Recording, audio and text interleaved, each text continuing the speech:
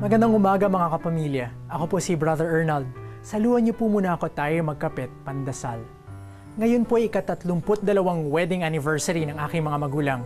Nako, kung wala po ang kanilang pag-ibigan, wala rin po ako ngayon sa harapan ninyo. Kaya't salamat sa Diyos at sila ay nagkatagpo at patuloy na nagmamahalan.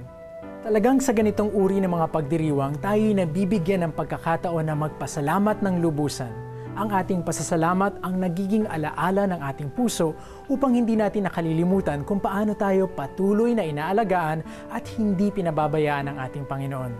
At mainam talaga, lalo-lalo na sa mga mag-asawa, na magunita kung paanong sa hirap at sa ginhawa, kapiling nila ang Panginoon na gumagabay sa kanila. Kung kaya't may asawa man o wala, anibersaryo man o hindi, huwag palalampasin ang bawat araw na hindi nagdiriwang at nagpapasalamat sa mga biyaya at paggabay ng Panginoon.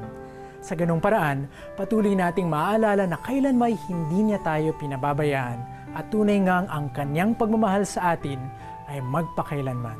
Sana wa.